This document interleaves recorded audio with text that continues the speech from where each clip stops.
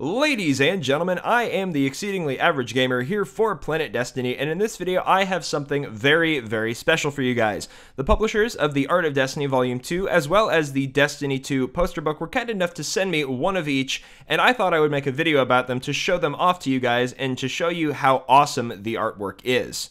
At 216 pages, the Art of Destiny 2 is far too long to get into every single thing contained within, but I've picked some of my favorites for you guys to see. The front and back dust covers have that iconic image of the Hunter in front, the Warlock on the left, and the Titan on the right, all donning their Vanguard armor from the game. On the table of contents, we have a preface from Michael Zack, the art director, as well as a foreword from Luke Smith, the game director. The actual table of contents includes Part 1, The Journey, which includes Chapter 1, The Age of Triumph, Part 2, Homecoming, which includes Chapter 2, The Last City, and Chapter 3, Guardians, and then Part 3, Brave New Worlds, Chapter 4, The European Dead Zone, Chapter 5, A Voyage to Titan, Chapter 6, Shipwreck on Nessus, and Chapter 7, Storms over Io. Part 4 is Nemesis, which includes Chapter 8, The Red Legion, Chapter 9, The Emperor, and then at the end we have Part 5, Coda, which includes Chapter 10, Trials of the Nine. In Part 1, The Journey, we have a lot of artwork from actually Destiny 1, including artwork from all of the major DLCs, House of Wolves, Rise of Iron, everything that we saw in Destiny 1. One of my favorite illustrations in this section is one of a Guardian inside the Siva server farm that you find in the Wrath of the Machine raid, which is pivotal to performing the Easter egg of this raid. Speaking from personal experience, I definitely spent a few hours in this room with my friends trying to figure the Easter egg out, so it's really cool to see what happened at Bungie behind the scenes during this room's creation. Another one of my favorites is actually on the very next page, and it shows all of the concept designs for the ornaments in the Age of Triumph that we got with Rise of Iron. They even make reference to the Ring of Eternity, which was a one-off item created by Bungie to help one player propose to another, and of course he accepted. At the very end of this section, we see some of the concept armor designs that were created for live events like the Festival of the Lost and the Dawning in Destiny 1. There's also some commentary here from Shek Wang, who presumably is an artist at Bungie. Festival of the Lost, the Dawning, and our other live events give us a chance to go a little out of the box. Masks, emotes, and new approaches to our graphic design aesthetic help to bring levity and a real-world relatability into Destiny. In Part 2, Homecoming, we start getting into the art of Destiny 2 specifically. One of the first things we see in this section is a view of a concept for the new director. On the next few pages, we have some of the subjectively gorgeous graphic design, including emblems, icons, and other things that help bring the world of Destiny 2 together. There's all kinds of stuff in here, from Foundry symbols to faction icons to everything else you could think of, and it looks really great. In the next section, Guardians, we get a glimpse at pretty much everything that involves being a Guardian.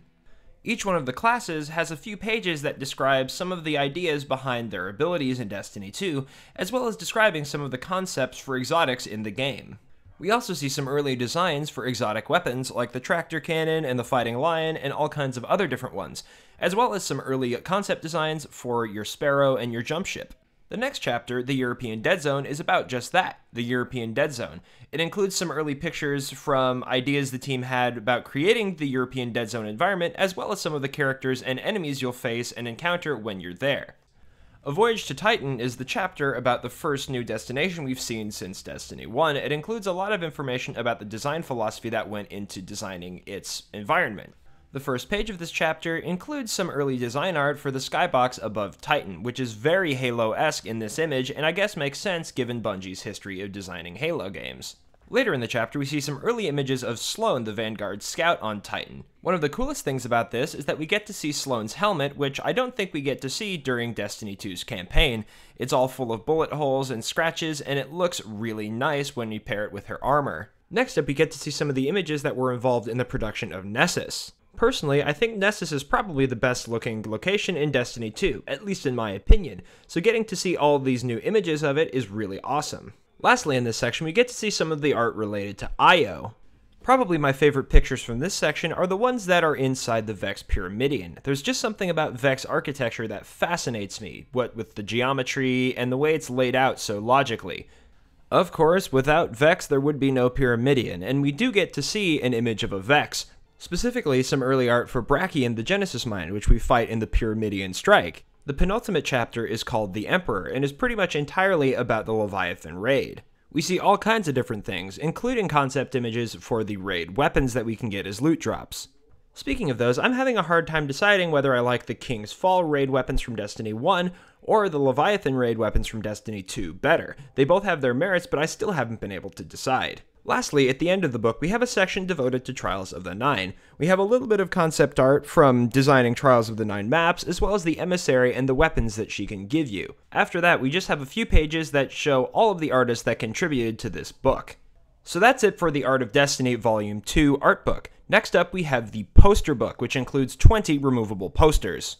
A lot of the posters are from art featured in the Art of Destiny Volume 2 art book, so if you liked some of those, you'd probably really like a lot of the posters in this book.